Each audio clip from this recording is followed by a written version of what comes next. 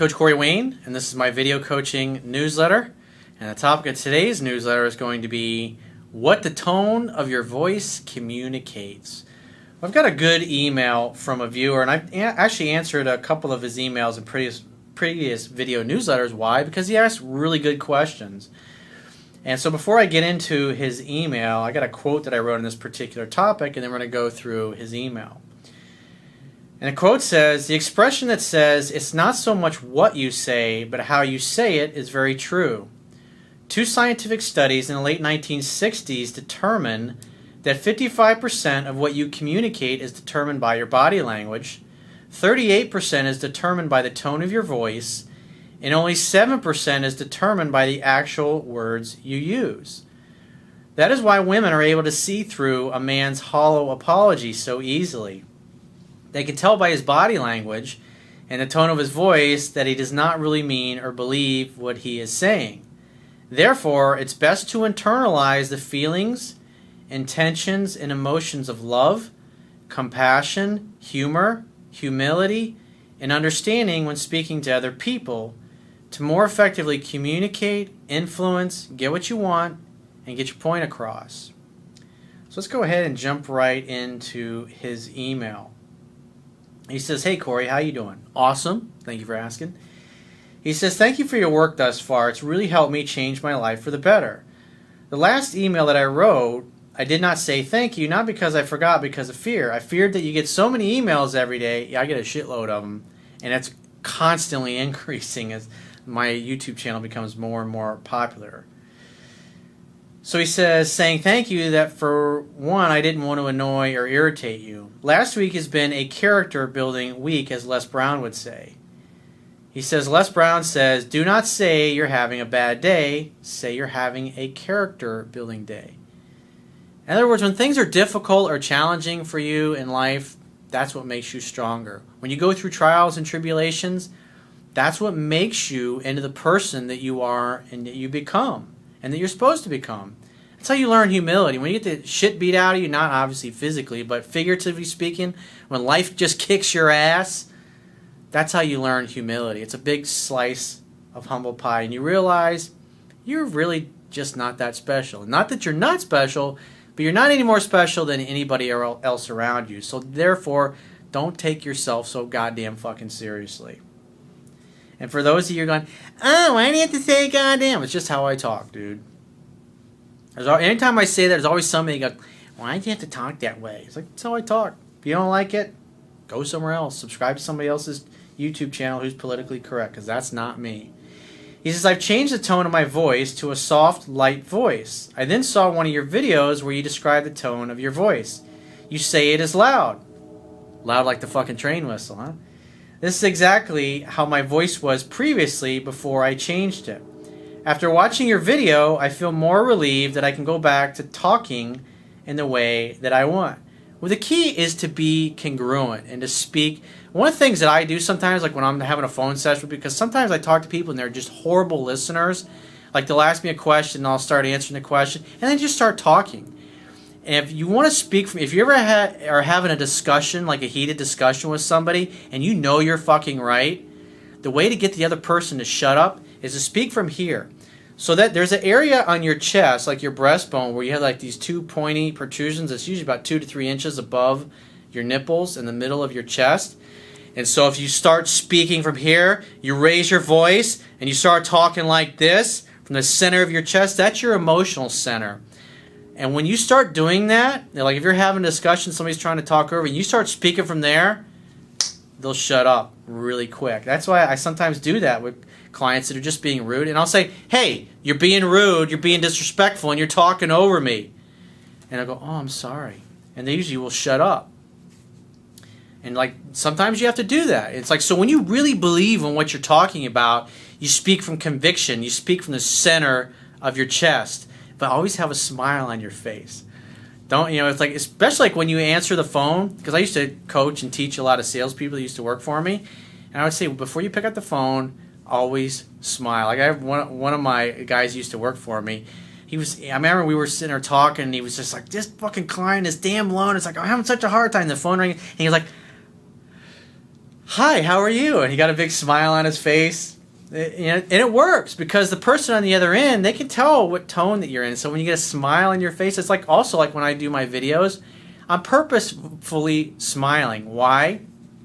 Because if I always was like this all the time and I was mad or was angry or I was like, yeah, I'm going to get y'all excited about changing your life for the better, you're like, fuck that. So I smile. I make the effort to be happy and to be uplifting because it comes across on camera. And so it's important. Like when you're having a conversation with somebody, another good thing to do is, because pretty much almost all smartphones these days have cameras in them, record yourself talking into it, having a conversation and talking with a smile.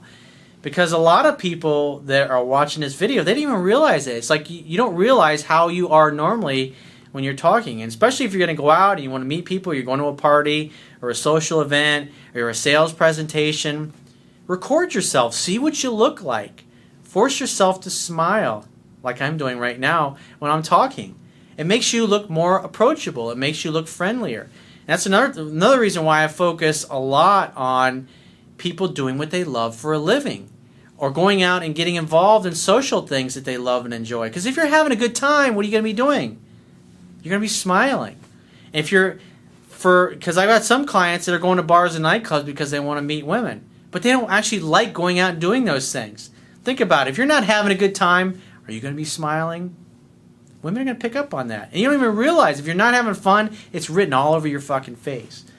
So one of the best things that you can do to help you meet members of the opposite sex is to go do something you love and you enjoy. Why? Because you're going to be smiling uncontrollably. Why? Because you're having a good time.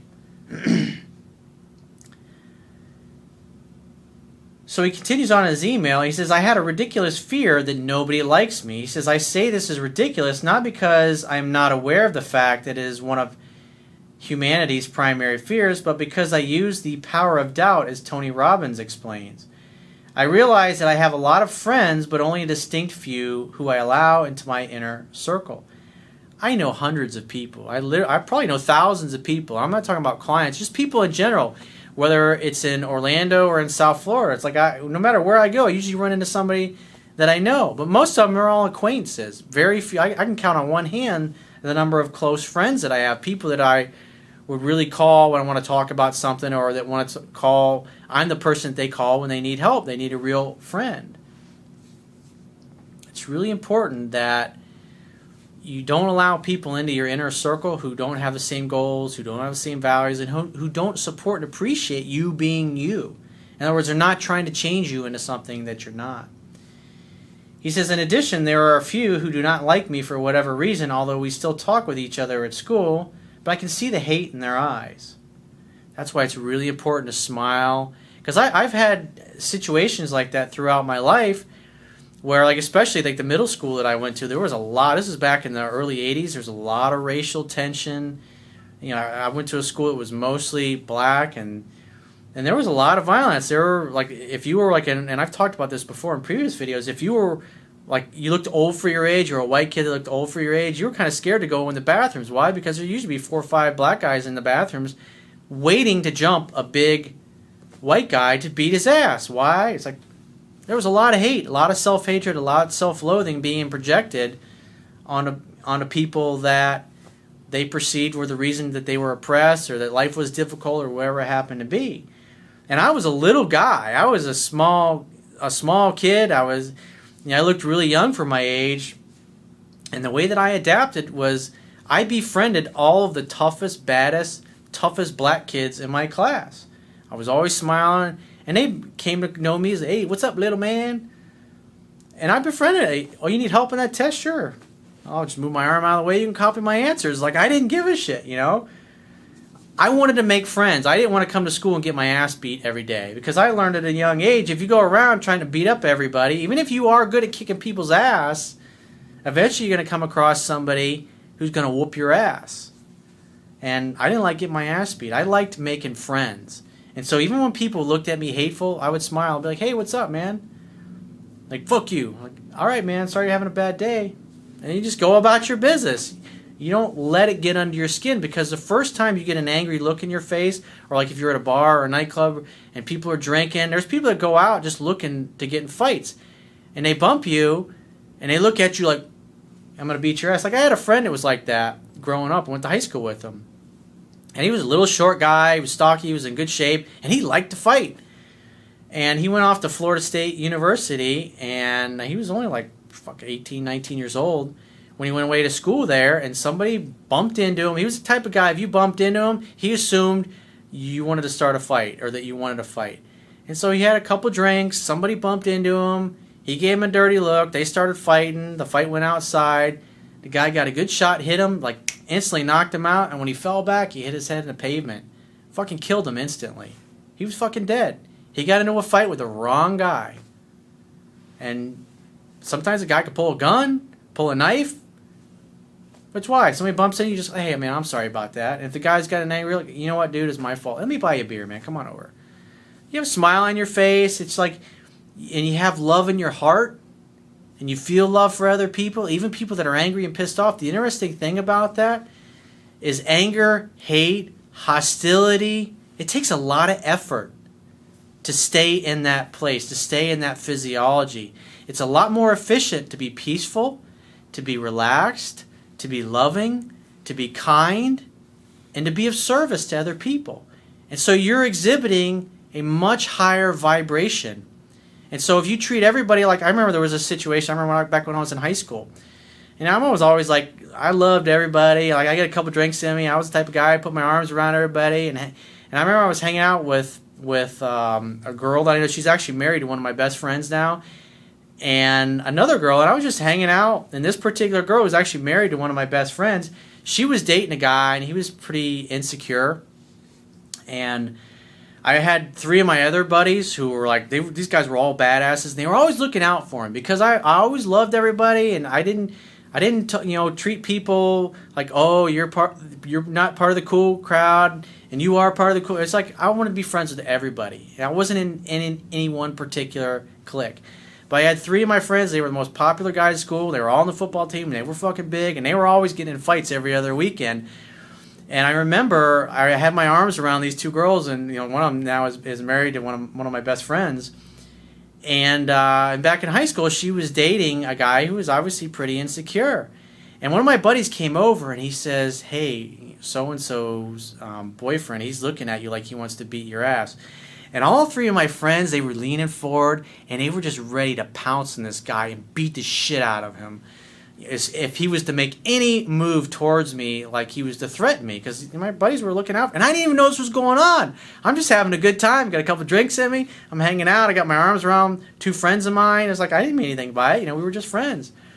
And so I looked over. I looked at this guy, and he had this look on his face like he was pissed off. And my buddy Carl was pointing. He's like, look, I'm not gonna repeat all the names of guys, but my buddies that were sitting on the couch, and they were like ready to jump on this guy and beat him to death. And so I looked at this, and I was like, holy shit, there's all this anger going on in this situation. I'm gonna totally diffuse it. And so I walked over, and I was like, I put out my hand. I said, hey, I'm Corey. He's like, hey man, I didn't mean any disrespect. So and so is a good friend of mine. She's a great girl. And what's your name? And I was like, hey, can I get you a beer? And he actually wanted a drink, so I walked over to the keg and poured him a beer, and we started talking, and it just totally diffused the situation.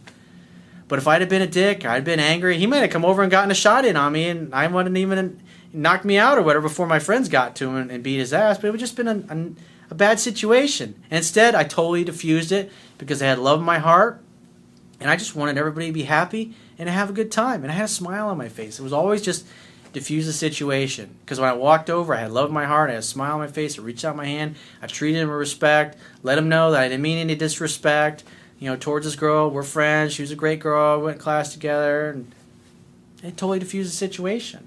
It's always better, you want to treat other people like your allies, and presuppose that you're their allies. Maybe they're having a bad day, but I brought love to the situation. I brought a higher vibration, and it totally diffused it. And everybody had a good time, because if a big fight had broken out there, it would have ruined the night for everybody. I was like, why? Instead, we all had a beer together, and everything was great and wonderful, and have a great fucking memory. So I got a couple couple things that I'm going to go through here. Actually, let me finish with his email. But so he continues on. So he says, since following you, I stopped smoking cold turkey, I stopped taking drugs cold turkey, and I stopped the intake of excess sugar. I started working out and exercising every single day, and there's still a lot to be done. And by the way, that's fucking awesome, dude. But I'm still especially proud of my exercising habit. I've called around for network chiropractic care and found that there's only one person in Denmark that performs it, so I've arranged a meeting with him. Sometimes I get excited and openly tell people I can't wait till class is done so I can get some exercise in. My questions are, how should the tone of my voice be? Do you know a method by which I can do something daily to manage my fears? The key is to take action in spite of your fear. To think about in terms of what are the consequences if I allow my fears to hold me back and not take action. What are the painful consequences? What am I going to miss out on 5 years from now, 10 years from now, 15 years from now, 20 years from now if I don't take the action I know I need to take right now? Because when you get in the habit of taking action and doing things, especially like if you want to talk to women, you're afraid of women right now, or you're intimidated by them, or you want to get that job that you've always wanted, if you allow your fear to move you away from what you fear, life's going to suck. It's not going to be as good as it could have been. You're not going to reach your full potential, and you're going to be pissed off at yourself. And if you're not happy with yourself and you're not happy with your life, that's going to affect the expression that's on your face. So the more you take action in spite of your fears, it's just like working out. It becomes a muscle. I'm at the point now, like years ago, 20, 25 years ago, when I was really getting into self-help, I was writing stuff down. What are the painful consequences if I don't do what I know I need to do right now? What are the painful consequences if I don't do my homework? What are the painful consequences if I don't talk to the woman that I want or that I find attractive? What am I going to miss out on? And I wrote all those things down. And then I also wrote, what are the pleasurable consequences? So I started out writing all these things down, and I did it so much over so many months that it got to the point where it's just how I think now. And so when I don't feel like going to the gym, I think, what are the painful consequences of that? I'm going to be mad at myself. I'm not going to feel as good. And if I do go to the gym, I'm going to feel better. I'm going to look better. I'm going to be healthier. I'm going to live a longer life. I'm going to be a better life coach. I'm going to smile more. I'm going to be more sexually attracted to my girl. All these great benefits. So repetition's the mother of skill. You got to take action and move towards the things that scare the crap out of you, especially if things that you fear are obstacles that you need to overcome in order to achieve the goals that are most important to you. He says, maybe I'm just feeling lonely in this journey, the journey of bettering myself, this journey of becoming the man I'm very capable of becoming. Sometimes I can see glimpses of the man I had the potential to become. I have a vision and it's beautiful. That's awesome, dude. So thanks for sharing those things. So back to what I was talking about earlier in the quote, 55% of communication is body language. I did a video a few years ago called Body Language That Attracts Women. That's the body language of confident alpha males. It doesn't mean you got to be angry and pissed off. The key is to have a smile on your face. And I go into detail and I show you what that looks like in that particular video. It's also listed on the Essential Fundamental videos on my YouTube channel. So definitely watch that. And you can also go to Google and Google Corey Wayne Body Language That Attracts Women, because it's not only will help you with members of the opposite sex, but it will help you exhibit the body language of a leader. And if you act like a leader, people will treat you. So just like I was talking about that high school party I was at, I acted like a leader. I was the better person. I went over there and had love in my heart, and I made friends with this guy. Instead of saying, well, how dare you look at me pissed off? How dare you look at me with threatening eyes? I didn't look at it that way, even though my friends were looking at this guy. I don't think he saw that my friends were ready to beat his ass. And that's why I went over there and I diffused the situation. I walked over with a smile on my face. I reached out my hand to shake his hand. He shook mine. I introduced myself. I asked him his name. Apologized for, that I didn't mean any disrespect. Let him know that, I'm a friend. I'm an ally. Hey, can I get you a beer? We walked over to the keg, started talking, shooting the shit. Everything was great. That's the best way to be in life. 30% of what you communicate is the tone of your voice. And I've used a few examples here. It's important. Think about it. If you're real sad and you're depressed and you're hunched over. Do you think you'd like to go out with me? Are you guys hiring? Would you please hire me? Instead of, hey, this is the kind of place I'd really love to work at. I was like, oh my God, I love what you guys do. It's like, I don't care if it takes me a month or 6 months or a year to get a job here. I want to work here. It's like, I love what you guys do. This is like my dream job. Versus, are you guys hiring? Think about it. Common sense, but it communicates everything. And whether you're talking over the phone or you're doing it in person. The interesting thing is only 7% of the actual words that you use are what you communicate to people. So most of what you communicate, in other words, 93% of what you communicate is other than the words you choose. It's all in how you say it and the way you look when you say it. Major, major difference. Something will also help you be more peaceful, more relaxed, more loving, more certain, more confident is network chiropractic care. On my website, on the right-hand side, about halfway down, there's a video that says Network Chiropractic Care. And I've got the website for Dr. Donald Epstein, who is the founder of Network Chiropractic. So you can go and find doctors that are in your area to get worked on. Make sure that they're level 3 certified. And there's Dr. Dominic Deanna. There's a link to his website, so you can call and talk to one of his assistants or send him an email, and they can recommend somebody for you that maybe is in your area or in your country to get worked on. The most life-changing thing I've ever done was network chiropractic care. Because what it does, it drops all the muscle tension in your nervous system. And when the muscle tension is dropped, your brain is able to reconnect to areas of the spine and the parts of its body that it's disconnected from and make structural alignments with the muscles, because now it's able to effectively talk to them. Because what happens when you have stresses in life, the muscles get tight, they get tense, and the vertebrae subluxate. So in other words, it's like if you've ever been washing your car and stepped on a garden hose and it makes that weird squeaking noise as the hose gets squeezed. That's kind of what happens to the nerves that come out of your spine that connect to the different organs of your body and the muscles. When they get pinched, your brain loses its ability to talk to that part of the body effectively, to move the spine around. You kind of get stuck in a position that's not very healthy.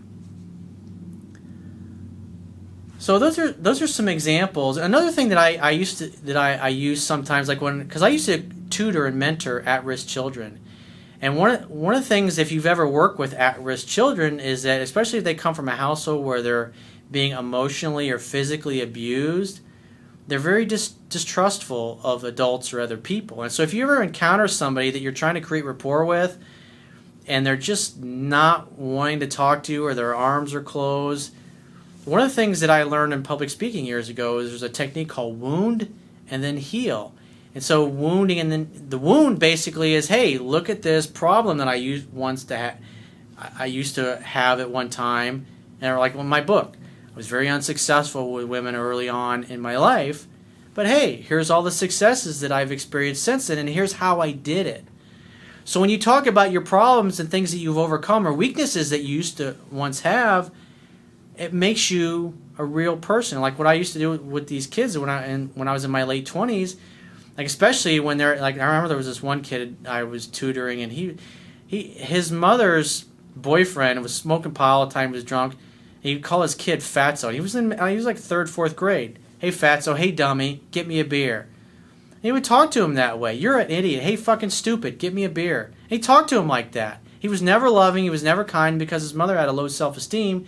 She tolerated boyfriends that were abusive physically and emotionally, not only to her, but to her kid. And so he was very shut down, very closed off, and very angry and pissed off. He would sit there and he had this angry look on his face. And so what I would do is I would tell him stories. To create rapport, I would talk about something that happened to me, because I kind of knew a little bit of his personal history, like things that happened when I was younger, things that like my parents did, or that my dad did, or my dad used to beat the crap out of me when he would get mad at me and bounce me off the wall and go, when I was your age, I made a promise to myself that when I got older and I had kids of my own, I wouldn't bounce my kids off the walls. I'm like, well, why are you bouncing me off the walls then? But the way he looked at it, he wasn't being abusive. He wasn't bouncing. In other words, he wasn't beating me up as bad as his father was, but he was still kicking my ass. And so that's how he rationalized it. And so I would share stories like this with him. And he was like, really? I was like, your dad said things like that to you? I was like, yeah. He was like, oh. He's like, well, my stepdad said this to me. I was like, no shit. I was like, well, you know what? Don't let that shit fucking bother you. Because I learned to not let it bother me. Because someday you're going to grow up and you're going to probably be bigger than this guy and you're going to be able to kick his ass anyways.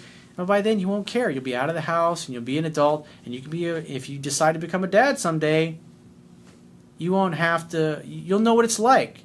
You'll become a great dad because of what you experienced. And I would share examples of how I used it to become successful in business, how I used the things I experienced in childhood to make me confident and to make me determined to overcome my insecurities, my fears, my weaknesses, and my doubts. And so he was able to relate to me because what I communicated to him was that on some level, I at one time had been where he is now. And I got through it and I got out of it. And this is how I did it. Because I shared my weaknesses, I shared the techniques that I used to overcome those weaknesses, and I obviously shared the success that I'm enjoying now today in my life, and that created rapport. It caused him to open up to me, and so it was amazing after that moment. Every time I would see him on Saturdays when I would do tutoring with him, even if he was sad, he would, hey Corey, he would come over and want to talk to me, and he would just go open up, he'd be all bubbly, because we were buddies then. And it was just because I took the time to align with him and share a sad story, in essence, a weakness I had overcome. And it made me relatable. It made me personable to him. So if you'd like to get my help personally, the quickest way is to book a paid phone, Skype, or email coaching session. You can choose any of those options by going to my website, clicking the Products tab at the top of your screen, and following the instructions for booking whichever option works best for you. And I will talk to you soon.